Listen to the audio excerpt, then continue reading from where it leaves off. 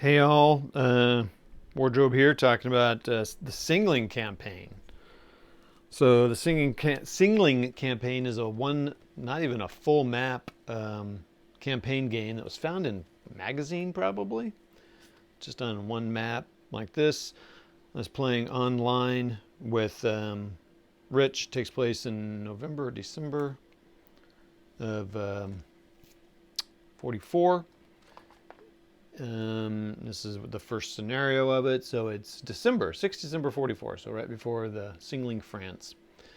And so we played the campaign game, and takes morning, afternoon, or midday, afternoon, something, or the three campaign dates. So very small, really cool. Just zero level and one level hill or plateau. And basically, Rich was the Americans trying to take town hexes and get CVPs and take building hexes. And he won the first day by taking 8 out of, I don't remember how many he needed. But the problem he had is he lost a bunch of tanks that first day. And I started this scenario. I might have got a tank in the first turn of this game. So we just played the second turn today. And basically, I'd killed like 10 tanks. I had 102, no, I had 90. What did I have? Started out the day with this scenario with like 99, or today's battle of this second turn here with 99 points. I needed 105 to win the game outright. So he could have taken all the buildings, but if I had 105, I still won because I kind of demoralized the force or something. So I did.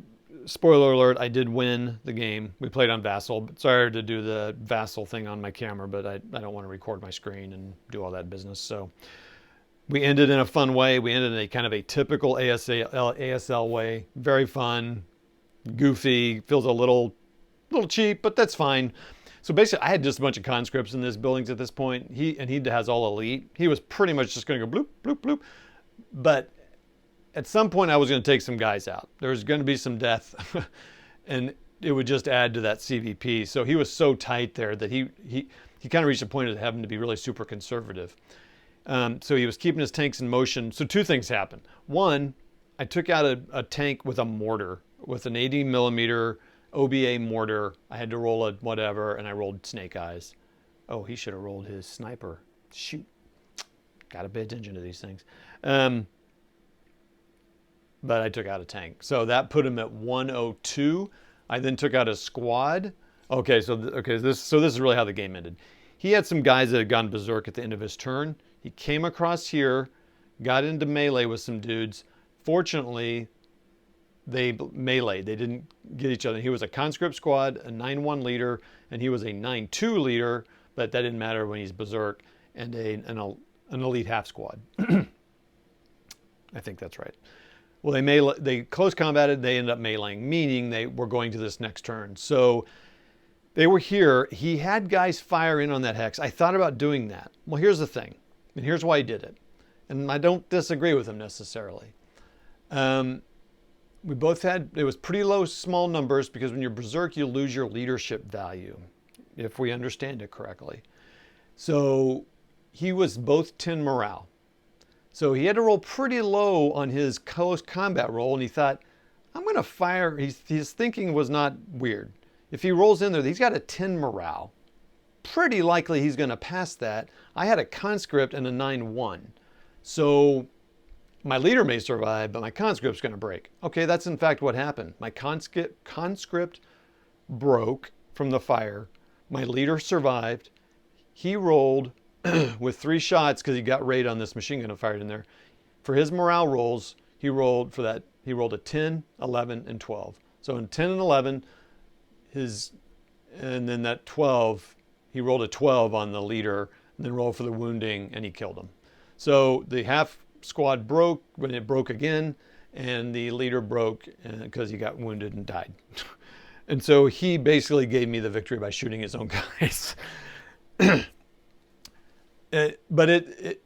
Because his odds were better to do that. So it was a risk, where it was kind of even here. But I don't know. I don't blame him. I mean, it's kind of the thing you got to do. You got to play the dice and the odds, and he lost the odds. He had his artillery coming in. That was shocking. I had my observer way over here, so my observer was out of the game for the most part. So I thought, well, I'll just try it, and it worked. It's crazy. He said next time he would have been more keeping. He would have kept his tanks in motion and kept them with. He didn't say this, but I'm wondering, kept them with the troops a little bit more to support them. My Panthers were just taking them out because the fire rates, not rates, but the fire, if I hit them, I pretty much was killing them. But now I had 4s coming on, Panzer 4s, and they were starting to die pretty easy, like relatively speaking, compared to the Shermans. Rich has been playing for a while, but has had some hiatuses here and there. And this was his first campaign game that finished. He's played campaign games that don't finish. This is a fun one to play because it's very likely you can finish it. Although he and I only played one turn a time we get together because I'm slow. I'm trying to get faster. And just like moving a tank, it takes me, I got to count, and you got to count every move, and how am I going to get up there and use my thing. Over here, he was just explaining, we were just kind of talking over strategies if you're getting swarmed by tanks, by stuff we've read in magazines and stuff. So good stuff, LFT magazines and journals, good stuff, worth reading, and lots of blog posts out there.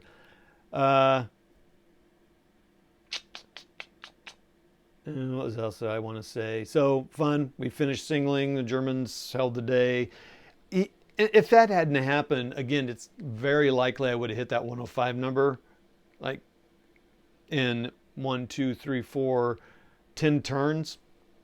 Even with conscripts and stuff, I very likely would have got 5, 6 more points just hitting, even if I didn't kill a tank.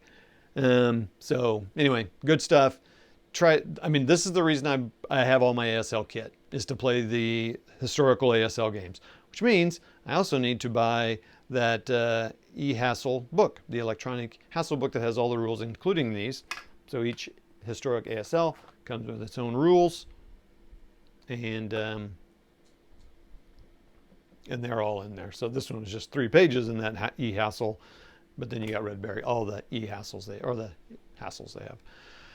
I told Rich that I would be interested in also just playing the scenarios on these maps. I'm probably, because you can also do that. Like, you can play the separate scenarios on this map. You don't have to play the campaign game, which is, to me, great. All right, that's it. It was fun times.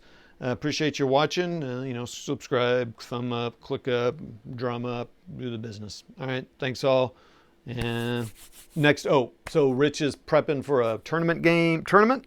So he and I are gonna probably only get 1 session in. So before, because it's into July, the St. Louis ASL tournament, I'm gonna play him in one of the scenarios, at least get going with it, to see, just kind of get him warmed up with the scenario. A lot of this today, I was like, well, let's just try to do some stuff, to try to experience some more things for his tournament's sake more than anything else. So that'll be the next game in mid-July. All right, we'll talk to you. See ya.